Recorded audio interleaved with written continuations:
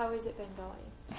You know, life is really good. The campaign's going very well, very positive. I'm out there knocking on doors, meeting the voters, and it's really interesting to talk to the voters because they're talking about the issues that are really concerning them. And you know, and the top of the list is always roads, the condition of our roads, our infrastructure. So it's been a very interesting time listening to my constituents and the voters. What have they said specifically about the roads? Anything they want to change about it? Well, the fact that the state of Arizona is restricting the funding that is coming down through what's called HERF, the Highway User Revenue Funds, and that, you know, why is the state not giving the money to the municipalities and counties? And so I respond by saying, you know, that is something that has been a concern of mine. Transportation and infrastructure has always been a top priority for me, but along with others. But I tell them that I'm going to continue to advocate to get more money to our counties and municipalities. You're saying, you know, after, you know, already having this position, you know, going again. Yes. What do you hope to change this next term around?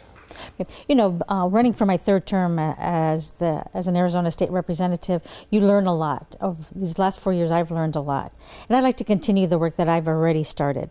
I had 2 bills that actually got through the House. I'd like to see that try again to get those through the House and the Senate and to the governor. But again, that comes with relationships to my colleagues across the aisle, as well as my caucus, and I'm going to continue to do that, to build those relationships so that my bills can be heard in committee and to move forward on that.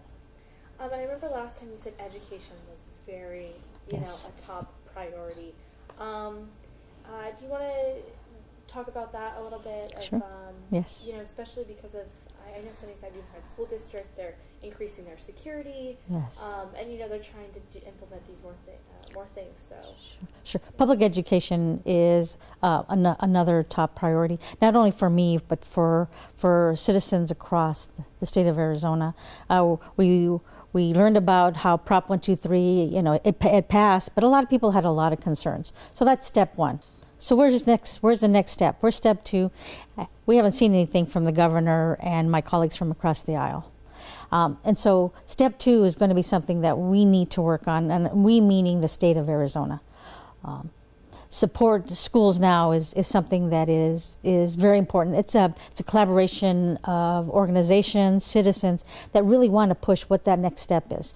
So the next step is looking at retaining our teachers. You know, putting more classroom supplies, being able to repair the school buildings that are falling apart, and also paying for new schools. And then especially our support staff, our bus drivers, our cafeteria workers, all that support staff that we need to run as schools. So that funding is lacking at this time, and this legislative session, I'd like to address that so that second step that has been promised is going to come through, and we'll have more funding for public education. Why do you think it's been lacking just, you know, recently? Well, it's been over the years. Over the years, every year, it seems like there's less and less money to our public education system. And then we put the vote to the voters, and and a lot of them were saying, you know what, I don't trust the state, and I can see Prop 123 did pass, but where's that second step that was promised? So I think people are very concerned, and they're very leery of the state. And the state, it's the decisions that are being made on the budget is decisions that I believe the citizens across the state of Arizona don't agree upon, and I think that needs to change. And what would you say? You know, I don't know if maybe you've changed your mind in the past, I don't know, a couple of months or two, but Sure. what would your top 3 concerns, top 3 things you'd like to change within District 2? Okay, well, you know, there are a lot of my constituents live in poverty. And so being able to raise the minimum wage is something that's coming up in November. I think that will help my constituency. Also social services, being able to give more funding to provide for my constituents, namely TANF that was reduced from 24 months to 12 months. I think that needs to go back to 24 months. that's something that would help my constituency. And also, I had mentioned infrastructure, transportation. Transportation is lacking. Legislative District 2 is very rural, and when it comes to transportation, a lot of my constituents cannot find a way to go to school or go to a doctor's appointment, and etc. Grocery shopping, and so those things need to be addressed.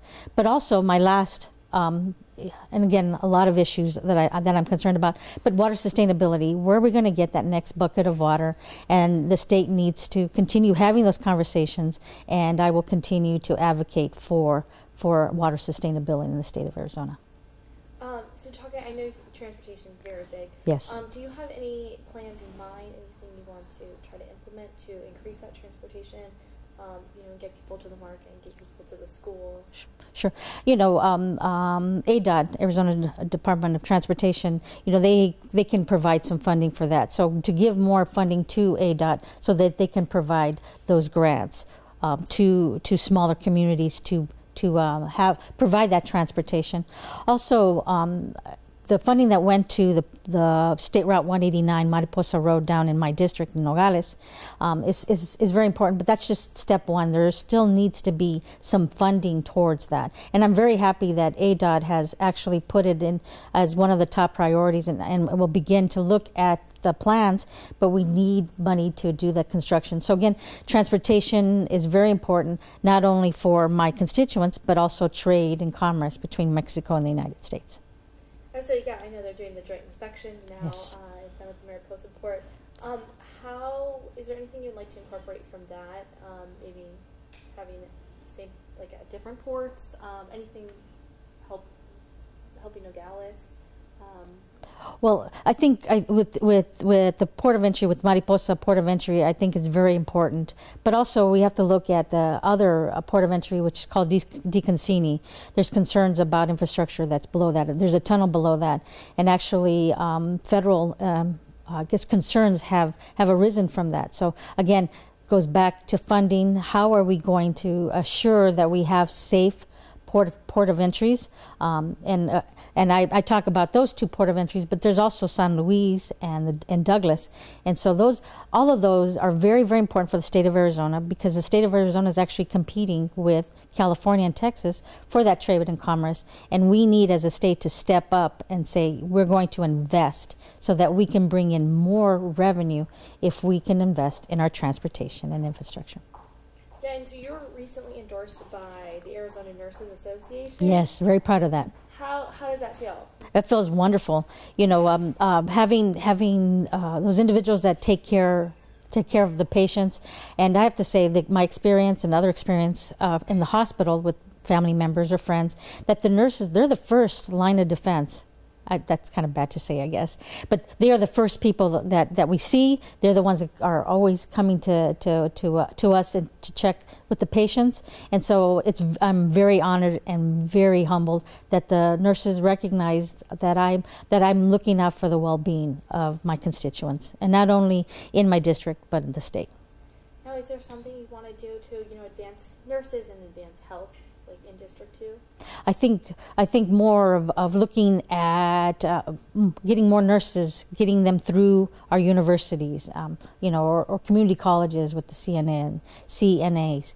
Those are very important. So yes, I think the investment in our university system, again, public education. When I talk about public education, I'm talking early childhood development, K through 12, community colleges, JTED, CTE, and our universities. That is what I define as public education.